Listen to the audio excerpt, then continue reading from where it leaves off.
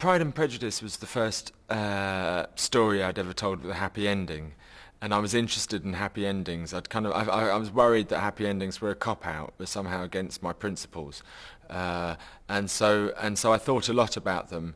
And then along came this book, which was essentially about happy endings and about the redemptive power of storytelling, and also the destructive power of storytelling. And so it was the themes that kind of drew me in. I also quite liked the idea of doing the war section, and I liked the idea that the war section was quite contained, so that if it didn't work, there was still the other two parts of the film.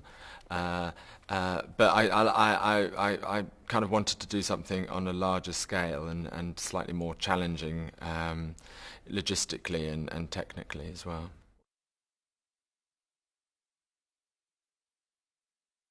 It was quite frightening to see if it would work or not, but I kind of had faith in the book, and I thought if we were faithful to the book, then it would probably work, because if the book worked, then I didn't really see why the film shouldn't.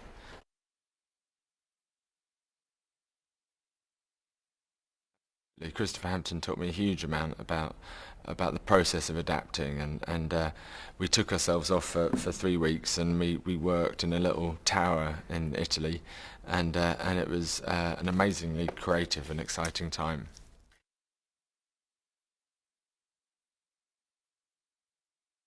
Yeah, I was. I liked the challenge, and I like presenting the crew with a challenge. I like kind of stretching people's capabilities, and it's we did it fairly near the end of the shoot, so everyone knew each other very, very well, and we knew where our strengths and weaknesses were, and it's like a proper team. It's a team sport, filmmaking, and we were ready for it.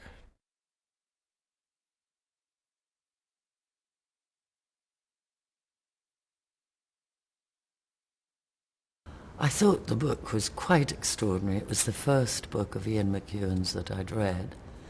Um,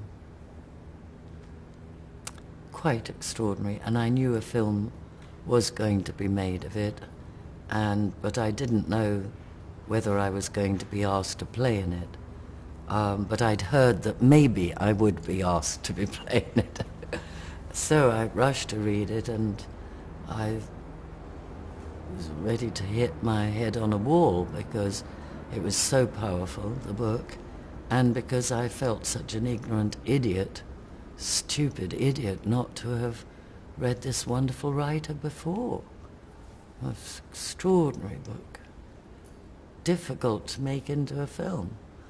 But this Christopher Hampton script was so marvellous. And I felt sure it was from my first meeting with Joe Wright.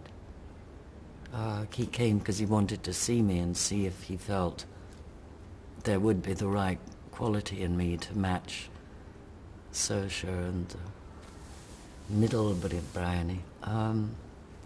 So he had to see if he felt there was there. But anyway, what I felt in him in our discussion, which was a lovely discussion because he's lovely to listen to talk to ask questions of, or to answer. I felt certain that if it could be done, these two people could do it, Christopher Hampton and Joe Wright.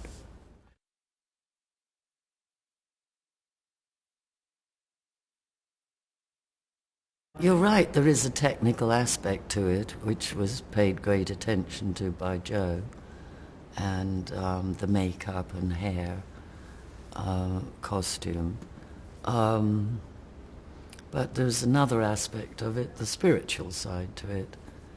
And so by the time I came to do the face-to-face interview on television when she tells the truth, probably at the last chance, it's the last chance she's got to tell the truth. And it can't make anything better that she did. But I felt that I really had been, that Saoirse was young me, and Romaine was when I'd been a nurse. Spiritually, I felt at one, which helps.